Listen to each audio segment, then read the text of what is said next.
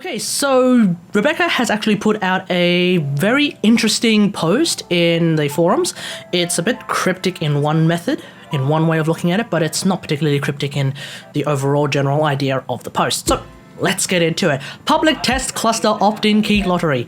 So you can just read it by pausing the clip, but I have highlighted a specific sentence, or sentences rather, that I think is going to be very, very exciting for at least me. And I feel like I'm going to be part of the minority who are going to be excited about this. So here we go. We are asking for targeted feedback to our RAILJACK Revisited efforts, which means there's going to be RAILJACK Revisited coming soon. All players will be given details on RAILJACK Revisited prior to launch, not just the test key holders. What is RAILJACK Revisited going to entail? I don't know. And at the time of recording, you don't know either. So I guess we will just have to wait and see. But in the meantime, what I want to do is I want to sort of give some ideas about things that I think are expected, super important things that probably should definitely be, not the best use of English, definitely should be in a Weapons Revisited pass, or rather a RAILJACK Revisited pass. And then there are things that are probable, I think things that D would probably do, but if they don't, they're not like the end of the world kind of things if they're missing. And then finally we've got some pie in the sky, highly unlikely, but big if true ideas. So let's get into it. First off, one of the most important things I think that D should do with a RAILJACK Revisited patch is to have a full Battle Avionics pass. So I've done an entire video on Battle Avionics. You can have a look at it. I probably have a little card up there somewhere. But basically there's three main things that I want to highlight from that video, which is the first thing, we should probably, or rather they should probably set Seeker Volley damage to scale with ordinances. So essentially what tier ordinance you have actively increases the damage of your Seeker Volley. So if you're in the Veil and you're using a Mark 1 Galvark and you're wondering why your Seeker Volley does jack all, I would look at you and be like, but you're using a Mark 1 Galvark. Why are you using a Mark 1 Galvark? Do you think you're a big YouTuber? So, probably don't want to do that. You probably want to run into the Veil with at least a Mark 2 at the start, and then when you get a Mark 3, or when you get enough resources to build the Mark 3, then you want to be using a Mark 3, but at the same time, Seeker Volley, the damage doesn't scale, and it shows in the Veil. The damage for Seeker Volley, even right now, it's not particularly high, you know? So, any way to damage Seeker Volley would be good, but I think Seeker Volley damage rather should scale up with your ordnance. So if it's a Mark 3 or a Mark 2, or eventually maybe a Mark 4 if we get even more RAILJACK content moving forward, basically that kind of thing should really spur up the Seeker Volley damage so that it can actually keep up. The second thing is that Fiery Phoenix currently has a damage to it that I think is completely unnecessary. It's completely meaningless. I'd rather they just remove the Fiery Phoenix damage altogether because it's as much damage as a wet fart. Instead, they should buff the speed and the damage reduction to compensate for the fact that Fiery Phoenix has no damage anymore per this idea, and also because this ability has energy drain, and I absolutely hate that it has energy drain when it does absolutely jack shit. So that's my belief when it comes to Fiery Phoenix. Like, it doesn't do like nothing. The damage reduction is pretty nice, and the speed I guess is useful, but it is less speed than Flow Burn, you know? So that's not really, you know, that doesn't really work with me. So that's why I never use it. But if they buff it in that kind of way, get rid of the damage, buff up the speed, buff up the utility, I think that'll be really, really good for Fiery Phoenix. And then the third thing is Blackout Pulse. I don't think it needs an Avionics Drain, first and foremost, and then secondly, I don't even know what else to do without it. Like, it's such a cut and dry battle avionic. I think the only thing it needs to do is just delete the 8 drain, give it the normal 6. That's it. The second thing is its opposite, the Tactical Avionics pass. So I've already made a video about the Tactical Avionics pass as well. You can check out that video if I remember to put a card up there. I probably won't. But bottom line is there's three things in particular about the Tactical Avionics that I want to change as well. The first thing is that I think Death Blossom and Battle Station should be merged together and made into a 13 Avionic Drain. I feel like it's just not particularly worthwhile to be using up 2 Tactical Avionics slots when you only have 3 to begin with, just for Death Blossom battle stations, especially when you're probably going to want to use them both together anyway. Being able to do more damage with your weapons and being able to shoot constantly for a certain period of time, I don't really see much of a reason to separate those two. and it kind of just seems a bit crap to use them just one of them, or use the other and not use the other one, you know? So merge them together, make it a 13 drain avionic. I think that's going to be really, really good. The second thing in terms of 13 drains is I don't think Flowburn really requires 13 drain. I don't think it deserves having a 13 drain. I don't think it's worth having the 13 drain. I still use Flowburn, that's not a problem, but as a 13 drain, probably not. So I don't know, maybe lower that drain down to 10. That thing that's good. That thing that's gonna make the most sense. And then the third thing is, when it comes to tactical avionics, I feel like squad renew is kind of pointless, especially when form up exists. But if you're in the camp of people who hate people who use form up, then it's the other way around. I think form up then needs a bit of a change for the fact that squad renew exists. They're both extremely similar, and I don't see a reason to use one or the other. Like, I personally don't see a reason to use squad renew when form up is literally squad renew plus the recall. So I don't know, like, I don't know, you tell me. I don't know. Okay, the third thing, and this is going to be a little bit hilarious, but the third thing, first off, is that the Arcwing players should probably lose their 95% damage reduction. I don't mean incoming damage reduction, I mean outgoing damage reduction. Right now, if you're in Arcwing, your weapons still do 95% less damage.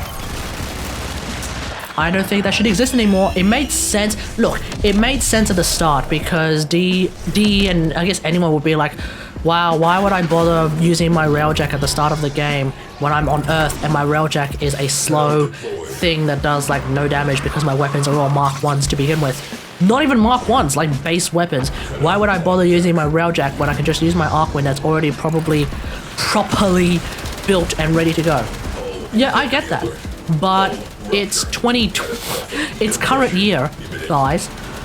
And more importantly, it's current month of current year. So we don't need that 95% damage reduction on Arcwings anymore. Get rid of it. Just get rid of it. Make it so that Railjacks and Arcwings can coexist and Arcwings actually have a real nice use to it. And I would probably also add that cruise ships still kind of one-shot Arcwings even now. And also I think Arcwings could probably use a speed buff as well, because sometimes you don't really catch up with them fighters, do you? So yeah, let's get all of that sorted. And then the hilarious thing about the Arcwing thing that I'm talking about right now is that I actually posted this exact thought on Reddit, and that thought got downvoted. That makes no sense. So that's just something else. Oh, this is empty. Okay. The next thing I think that D should definitely add to Railjack as part of a Railjack Revisited is Universal Vacuum. I don't mean Universal Vacuum in the sense that like, oh wow, we already have that in the form of the vacuum mod or fetch and all that jazz. I mean actual vacuum in space. So when you kill a lot of fighters in space, the resources and the drops tend to spread out a whole lot, and it's the same in the game, which is kind of why vacuum is super important. I think universal vacuum in the sense that if you blow something up, you automatically collect those resources, no muss, no fuss. Great, awesome. I think that's really, really good. And if they're going to add that to Railjack, we might as well add that to the base game as well. If you kill an enemy, you automatically pick up its resources. Wow, it's so good. Fuck you, AGGP. So that's the thing, right? Especially in the Veil, when you are on one side of the map, let's say the end side of the map where the final objective is, and then you realize that you've actually missed, let's say, an avionic that's near the start of the map. You turn around, you have a look at that avionic icon, and what does it say? Like 7, 8, 9, 10,000 kilometers away? Like, that's bloody far away. 10,000? Sorry, not 10,000, like 10,000 meters away? That's bloody far. And even with my ship, it will take some time to get there. You know, so yeah. I think a full vacuum, and if not a vacuum, just something like a post office from Destiny, or a treasure box from every dungeon in RuneScape. Anything that functions like that, I think will be perfectly fine. So, something like that. This will also solve a problem that I have where when I'm boosting, and then when I let go of the boost to have that super duper mega boost as part of the drift maneuver, if I boost past a resource or an avionic, I don't pick it up, as I'm in super speed. So I think that's a bit of a bad idea as well. So having a universal vacuum, that should fix that. So Great, awesome. And then finally, and this is more on the expected category as opposed to the mandatory super important category, but Commander Intrinsics. I don't know what they're going to be, but I'm expecting to see them in the RAILJACK Revisited Pass. So that's going to be really exciting. Now, let's have a look at some things that I think are probable, but not necessarily game-breaking if they're missing. You know what I mean? So the first thing is a full weapons pass. In terms of the Carcinox, the APOC, and the Photor, I'm not particularly leaning towards anything in particular. In terms of the Pulsar, I personally don't like using the Pulsar, so I don't have really anything to say about it. But I will say that the Cryofin, I don't feel like is particularly strong, simply because the Cryofin is the only weapon that exists in RAILJACK that can't strip armor. Carcinox, APOC, Photor, Pulsar, they all have some amount of plasma damage, and through that plasma damage they have plasma procs. Even if they have a low status chance, they still have some plasma procs. The Cryofin is nothing but cold damage, so I don't think that's good. That's just my opinion. If you think that the Cryofin is really powerful, especially against normal ships, fine, but when using the Cryofin, I feel like my forward artillery is less useful. It just automatically is less useful in my opinion. So I don't tend to use the Cryofin for that particular reason, but I don't know, something to buff the Cryofin would be nice in my opinion. Otherwise, some new weapons would be nice as well. At some point you do get a little bit bored of using the Carcinox constantly. Even using the APOC kind of feels more or less the same. And then I changed to using something like the Photor, but even then, I don't know, I feel like I want to go back to using the Carcinox and then I get bored of it. You know, it's just a kind of weird thing. So maybe some new weapons, that would be really cool. Okay? And also some buffs to the forward artillery would be really nice. In particular, let's get some infinite punch through in there, because I am sick and tired of using the forward artillery only for it to get blocked by that goddamn healing cloud. I think that healing cloud is tremendously annoying, but as someone who regularly uses the Carcinox, I have no problem with popping the healing bubble with the Carcinox. What I do have a problem with is that bubble blocking a freaking forward artillery laser. So let's get that infinite punch through in. Let's also make the forward artillery an AoE weapon. So in the sense that if you shoot anything, the laser beam has like an area of effect, and anything that is near the laser beam gets damaged and or gets blown up. That way we could potentially synergize it with something like Tether, or even better, something like Void Hole, to have in the Super Smash Bros. Game something called the Black Hole and Mega Laser combo. So I think that would be really good. Otherwise, let's also do something about the Omni Tool. Now, you may be thinking, what's there to do about the Omni Tool? The Omni Tool is perfectly fine. It's a super duper useful thing. Yes and not exactly. So I think the Omni Tool could use a little bit of punch through, because sometimes I do find that the Omni Tool thing gets blocked, especially in Scarlet Spear. It is entirely possible, and I'm not sure if they've ever patched this, but it is entirely possible for the sentient ram sled to open up, and sort of like when it rams into your ship, it would obviously produce an opening for the sentients to come in, but that opening can then block a fatal breach. And if that opening is blocking a fatal breach and you're trying to use your Omni Tool to fix up that breach, you can't fix it up because it's blocked. Now, I now have Anastasis, so I don't really have to worry about that. But those of us who don't have Anastasis, such as myself, before I had Anastasis, when we came across that kind of a problem, there's no ifs, ands, or buts about it. It was terrible. It was really bad. So I think the Omni Tool should have some punch through. Great, awesome. And finally, maybe some full integration of Squad Link. I mean, they're essentially using Scarlet Spear to test Squad Link. I don't know, I think it's fine. That's just my opinion.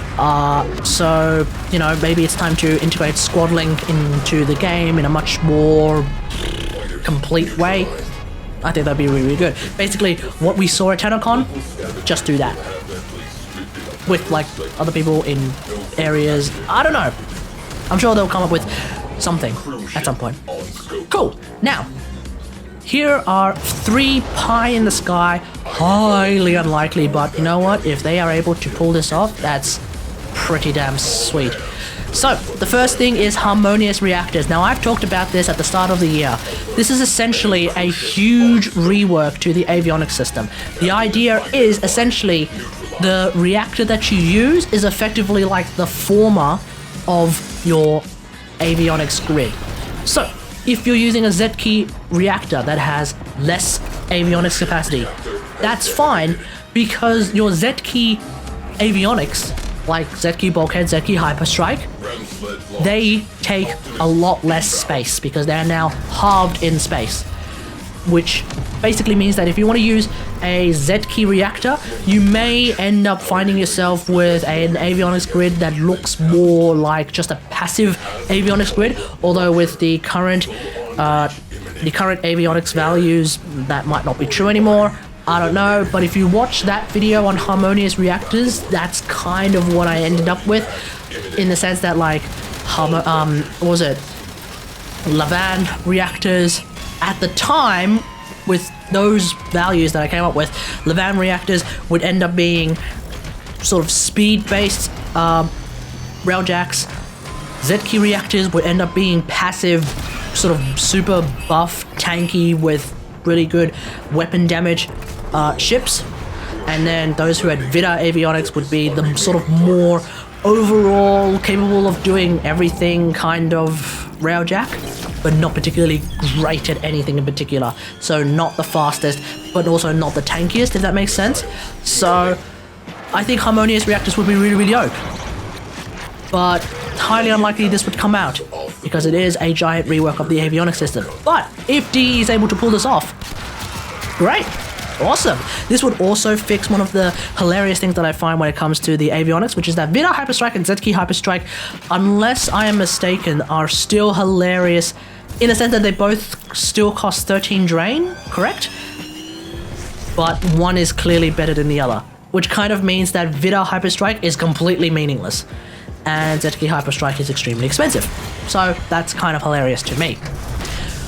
Next thing is actually one of my friend's ideas, and I may have already talked about it in another video that is either coming at the same time as this or slightly earlier or whatever, I don't know. So it is port site cannons. So big cannons that you might be able to find in something like Pirates of the Caribbean, or I guess a little bit more topical Assassin's Creed Black Flag. Firing cannons from the port side, that's something that my friend really, really wants. Apparently you can find this in Mass Effect as well. I don't know about it, but I think that would be really, really cool. It would also be great when you pair it with command intrinsics, so I think this would be a wonderful idea. This is something that is definitely going to bring him back into the game, and I would suspect that there are a lot of people who are kind of done with the little pew-pew guns that we have right now on the port side, and the I don't know my ship terms, so the other side of the ship. So having instead like a row of gigantic cannons that you can like sort of fire and then move to the next one, fire, move to the next one, fire, move to the next one, fire, and then sort of like reload each one individually and then tell your pilot, hey, the guns are ready, it's time to like fire them again. And then the pilot could be like, all right. So for example, me, I would then like fly up next to a cruise ship in particular, fly up next to a cruise ship, and then my friend would then go boom, boom, boom, boom, blow and shoot the cannons at the cruise ship, and that cruise ship would actually be able to be destroyed by those cannons. I think that sounds like a wonderful idea to me. Yeah. Keep in mind that right now your little pew-pew guns on your pilot side and your port side and other side, I don't remember the name at all. So the two gunner guns, if that makes sense, and the pilot guns, they actually can't destroy the cruise ship at the moment, and I don't expect them to ever be able to destroy the cruise ship because they're kind of like the CIWS guns that you find in like every or most ships in Gundam. They're not designed to destroy ships, they're designed to destroy fighters. So I have no problem with that personally. I know a lot of people are like, oh, those weapons are useless, they can't destroy a cruise ship. No, you're meant to use the giant space laser. Having giant cannons on the side of the ship that can destroy a cruise ship, I think that would be really, really nice. So that's definitely something that I think DE should look into. Okay, enough about that. The final thing, and this is definitely something that I think is still important, but I don't see DE doing this yet, is finally making RAILJACK not a content island. So I don't think it's particularly surprising for me to say that RAILJACK is a content island. Like, wow, what an incredible niche idea, Katagari. RAILJACK is a content island? Whoa, are you serious? No! Of course it's a content island. So, I don't know what they can do about the resources when it comes to RAILJACK's content island status. RAILJACK does have quite a number of resources. If they were to integrate it into the rest of the game, I feel like they would probably have to like get rid of some of the resources that already exist, and they will probably have to cut some of the resources that already exist in RAILJACK. I would probably say get rid of the Mark 1, Mark 2 build requirement resources and instead replace them with already existing in the base game resources, especially something from Plains of Eidolon, especially something from Fortuna, because those places are starting to turn into content islands as well. So I don't know, maybe something like that. And then your Mark 3 weapons could be a mix of things that you can only find in RAILJACK and things that you can only find in the base game. Particularly rare things that you can only find in the base game, like Argon Crystals, Cryotic, question mark? I don't know. It's just something, you know, just really integrate those resources, but I don't know what they can do about it. If you have an idea, feel free to leave them in the comments. That's entirely up to you. Okay, the second thing, and this is the real pie in the sky thing. So there was a potential idea, at least there was a potential thought, I believe, in RAILJACK, which is that, in TennoCon rather, which is that RAILJACK would link up the planets and essentially be how you would sort of move between missions, question mark. So if D is actually able to do that in this patch, highly unlikely, but if they're able to do it, I think that'd be really, really good. But I think this is more of an end goal for RAILJACK to become the sort of faux star chart kind of thing. I think that would be really, really cool. If that's the case, having random enemies spawn while you're chilling in space, AFKing between missions, I think that would be really, really cool for immersion purposes. So in the sense that you're never really safe, if that makes sense. I think that would be really, really cool. So, yeah. And I guess the last thing to do to make it not a content island is to at least integrate the Kuva Lich thing. This actually ties back to the whole squad link thing. If you remember back to TennoCon, the idea is that your squad link was there so that you could get someone from the ground to blow up some sort of station that would then get rid of a shield that is around a giant ship. You could then go into the giant ship and you could kill your Kuva Lich there. So something like that, I think if they can get that sorted out first, great. And then if they can integrate some other mission types, I think that'd be really, really cool as well. One thing I didn't write down that I will just say really quick about Scarlet Spear, it kind of gave me, or rather it kind of introduced the idea of RAILJACK mobile defense. So I think that should be something that DE can bring into the game as well, just new mission types being, hell, I would even take a RAILJACK Pursuit. Like, sure, Arcwing Pursuit's a bit boring, so thankfully there's only one of them, but maybe RAILJACK Pursuit would be nice, a sort of RAILJACK Pursuit, or even just like, it'll probably be RAILJACK Pursue a giant ship kind of thing, instead of RAILJACK Pursue a little, what kind of looks like an Outrider, but I digress. More mission types is obviously a good thing, provided they're not particularly boring. Like I said before in that rant react video, of all the Arcwing missions that I played, I only really enjoyed the open space exterminate missions. But having played Scarlet Spear, I'm a little bit more open to an open space mobile defense mission, provided it makes sense, because in Scarlet Spear it doesn't make sense at all, that the uplink satellite is vulnerable when you're carrying it, but it's invulnerable when you're not carrying it. Like, what's the point then of defending it, you know? So, yeah. Anyway, enough rambling. Let me know what you think about all of this in the comments below. Do you have some things that you would like to see in RAILJACK when RAILJACK gets revisited? Let me know in the comments. When the patch comes out, I expect, or rather when the workshop comes out, I expect it to be a giant read. So on Friday night, I'm going to do a no HUD Friday stream, in the sense that I'm just going to do stuff, do normal missions in WarFrame without the HUD, and you're more than welcome to join me in these missions if your internet and my internet are capable of connecting together. So, you know, Australian NBN memes galore, all of that jazz. But if there is like a dev workshop that comes out on that Friday in particular, we will go through that in the stream. So if that happens before the stream, great. If not, that's unfortunate.